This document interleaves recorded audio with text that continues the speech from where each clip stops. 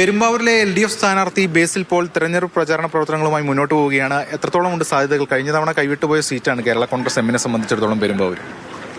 100% വിജയ പ്രതീക്ഷയുണ്ട്. യാതൊരു സംശയവുമില്ല ഈ തെരഞ്ഞെടുപ്പിൽ വിജയിക്കുമെന്നുള്ള കാര്യത്തിൽ. തെരഞ്ഞെടുപ്പിൽ 4 ദിവസക്കാലമായി ശക്തമായ പ്രചരണത്തിലാണ് ഞങ്ങളെല്ലാവരും. ഈ തെരഞ്ഞെടുപ്പിൻ്റെ പ്രാധാന്യം ജനങ്ങൾ ഉൾക്കൊണ്ടിട്ടുണ്ട്. ഓരോ സ്ഥലങ്ങളിൽ നിന്ന് ചെല്ലുമ്പോൾ ഉജ്ജ്വലമായ സ്വീകരണമാണ് ജനങ്ങളുടെ ഭാഗത്തുള്ളത്. നല്ല പ്രതികരണമാണ്. എല്ലാവരും വികസനം ആഗ്രഹിക്കുന്നു. ഈ നിയോജകമണ്ഡലത്തിൽ വികസനത്തിൻ്റെ പിന്നോട്ടഴിച്ചു.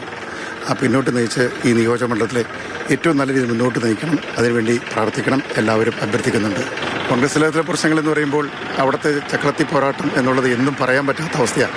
അത്രമാത്രം ആളുകൾക്ക് പ്രവർത്തിക്കാൻ കഴിയാത്തൊരു സാഹചര്യം സൃഷ്ടിക്കുന്ന ഒരു പാർട്ടിയായിട്ട് കോൺഗ്രസ് മാറ്റിയിരിക്കുന്നു.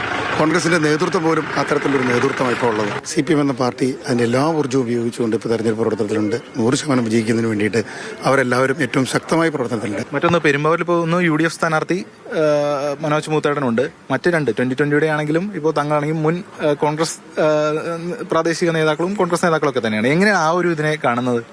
ഞാൻ ഏതാണ്ട് 40 വർഷക്കാലമായി തെരഞ്ഞെടുപ്പിൻ്റെ പൊതുപ്രവർത്തന രംഗത്തുണ്ട്. വിദ്യാർത്ഥി രാഷ്ട്രീയത്തിലൂടെ, യുവജന രാഷ്ട്രീയ പ്രവർത്തനത്തിലൂടെ, അതുപോലെ തന്നെ തദ്ദേശ സ്വയംഭരണ സ്ഥാപനങ്ങളുടെ പ്രവർത്തനങ്ങളിലെല്ലാം ഏറ്റവും സജീവമായി കഴിഞ്ഞ 40 വർഷക്കാലം പ്രവർത്തന രംഗത്തുള്ള ആളാണ്. എന്നെ സംബന്ധിച്ചിടത്തോളം ഈ നാട്ടിലെ ജനങ്ങൾ എൻ്റെ സ്വന്തമാണ്. അത് അവരാണ് എൻ്റെ ശക്തി.